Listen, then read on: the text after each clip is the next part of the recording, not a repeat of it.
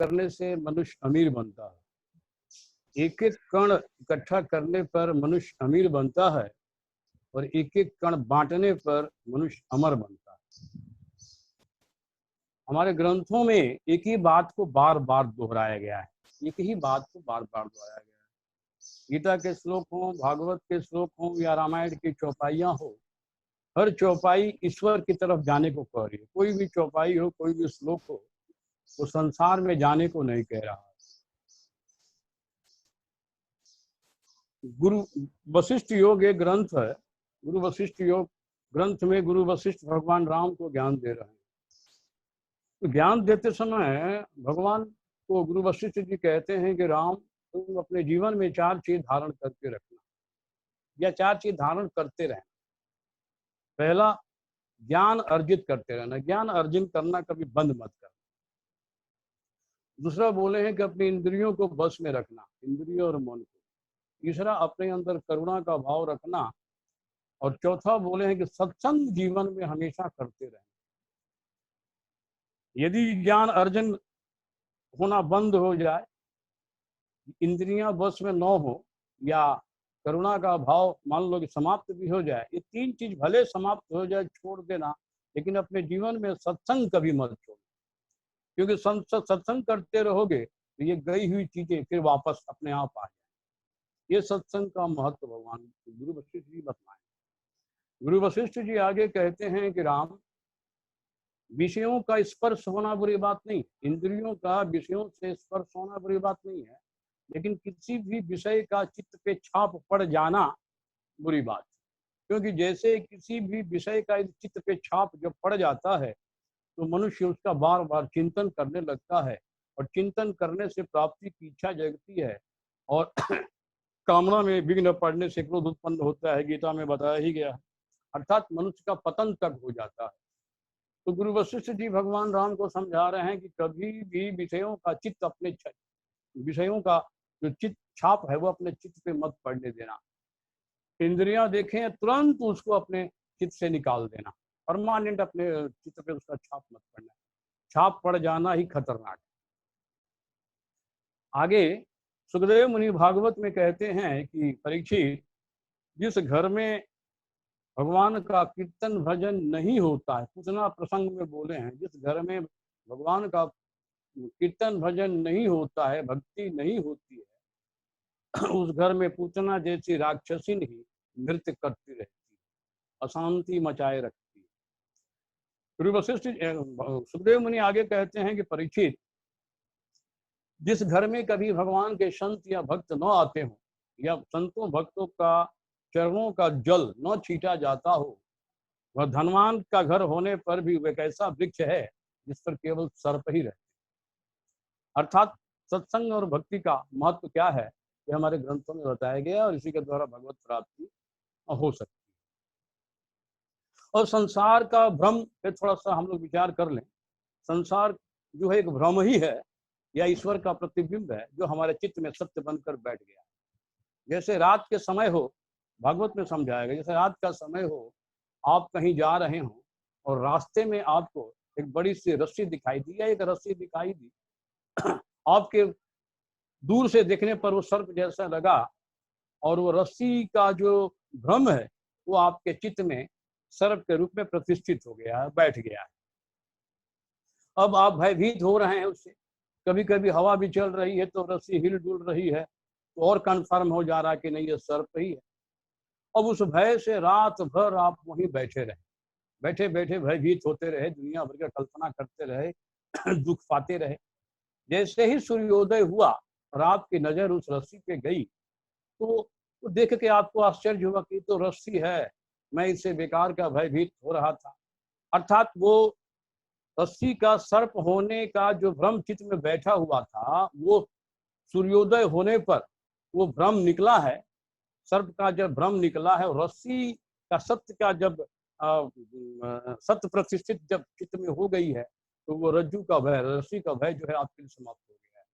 उसी प्रकार से जब हमें ज्ञान हो जाएगा, या कोई ज्ञान करा देगा ये संसार भ्रम ही है, तो संसार जो भ्रम हमारे चित्त में सत्य बनकर बैठा हुआ है ये तुरंत निकल जाता है।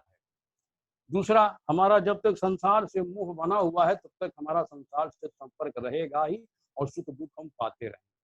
गीता में भी भगवान ने कहा है, या निशा सर्वभूतानां तस्याम जागृति संयमी यस्याम जागृति भूतानि सा निशा पुष्टो में।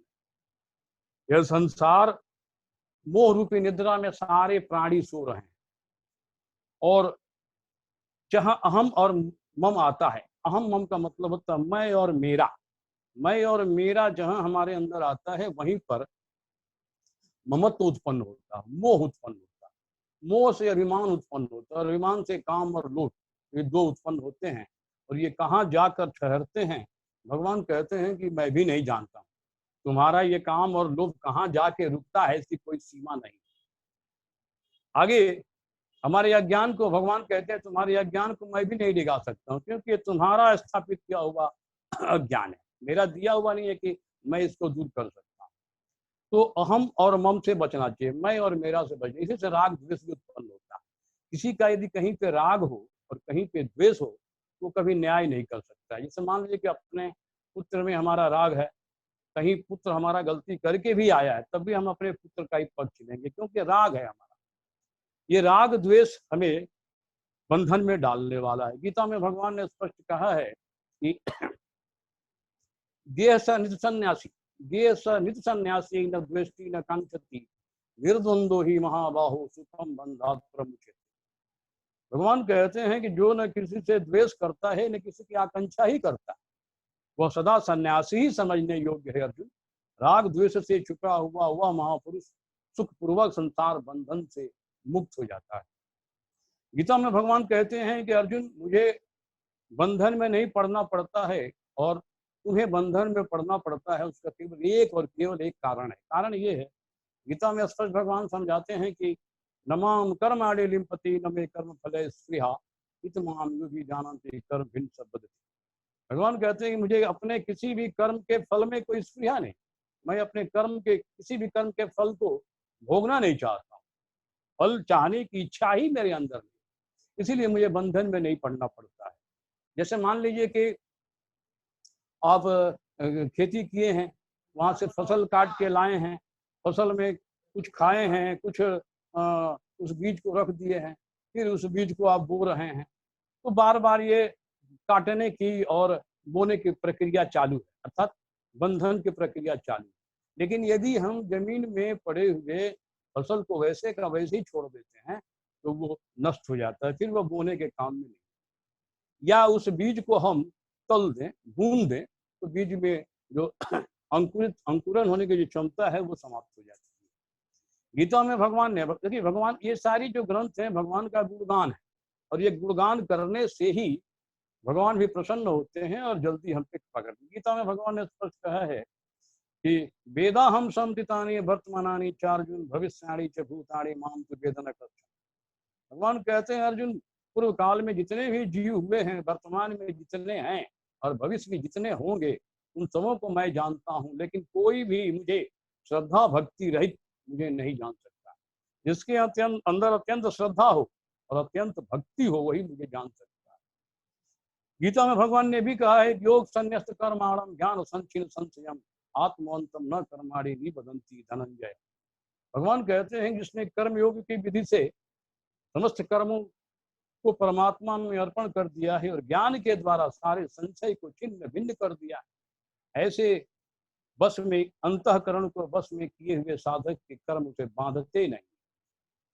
अर्थात भगवान की बातें भाई समझने लायक है। सबसे पहली बात कि जो 3 ग्रंथ अभी प्रचलन में है हमारे देश में, भगवत गीता है, भागवत है, रामायण है, इसमें सबसे छोटा भगवत गीता ही 700 श्लोक की है और तो सब बड़े बड़े ग्रंथ हैं।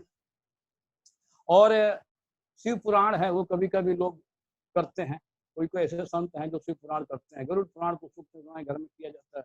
लेकिन इन 3 ग्रंथ में यदि भगवत गीता को ही ठीक से समझ लिया जाए तो गोविंद की प्राप्ति बहुत ही शीघ्र हो जाएगी।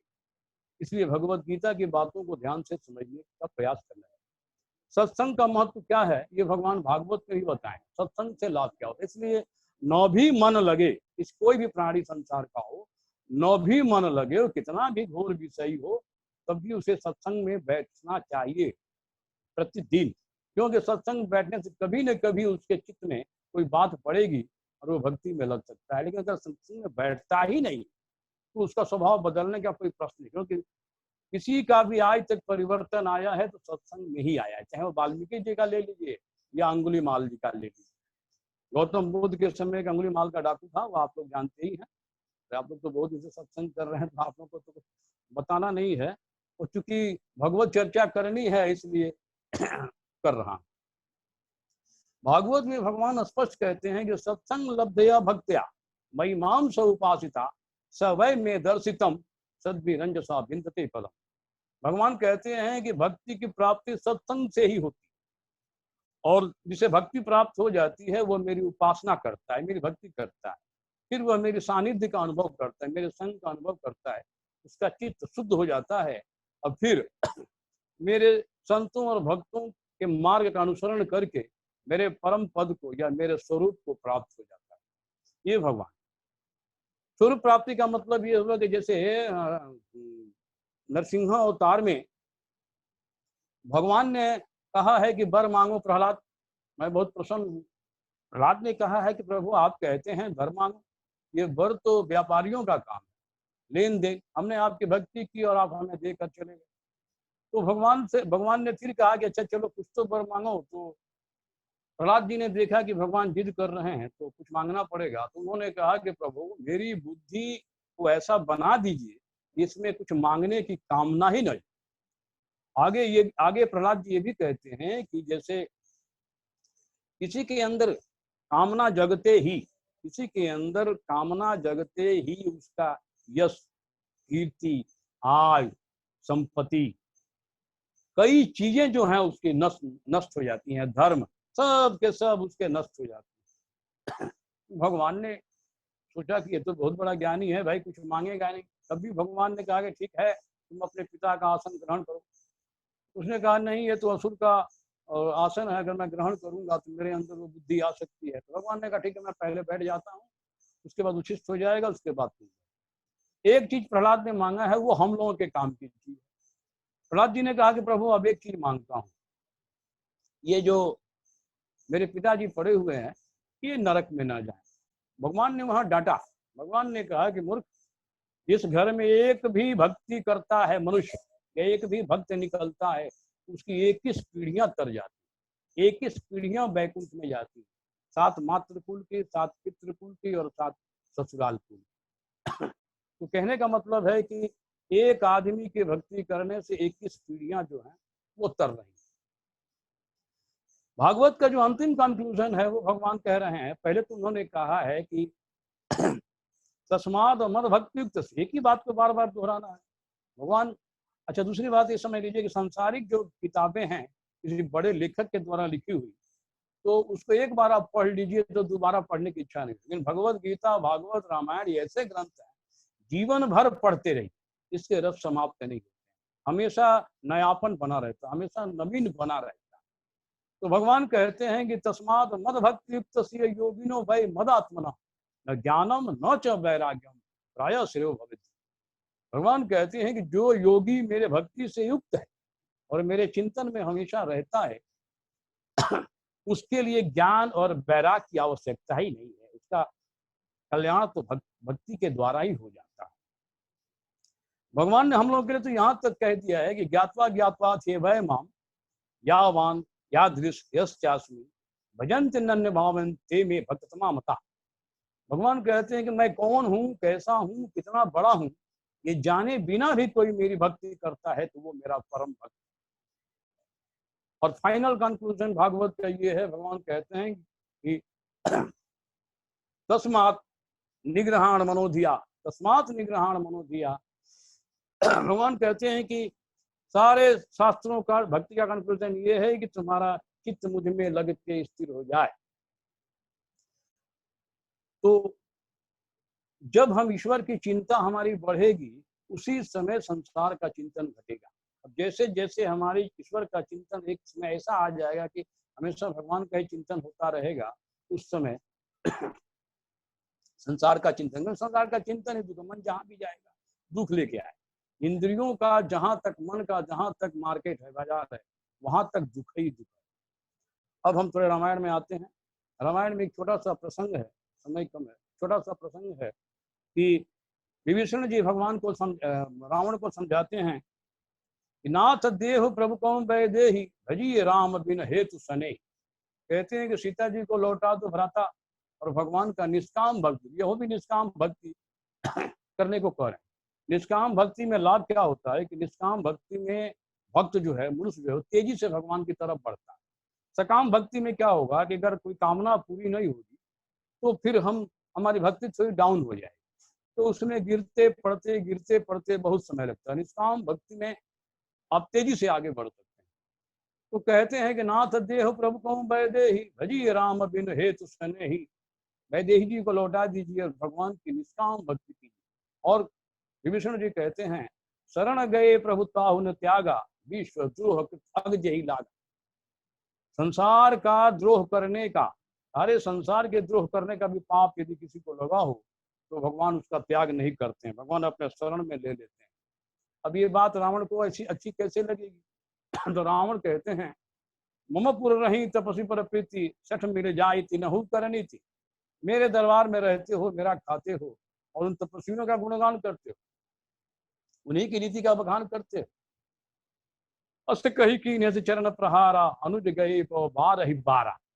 ये कहकर विभीषण जी को लातों से मारने लगा है, तब भी विभीषण जी को कोई बुरा नहीं लगा, नाराज नहीं हुआ है। विभीषण जी कहते हैं कि पितु यदि सरस चरण मोहि मारा राम भजे हित नाथ तुम्हारा।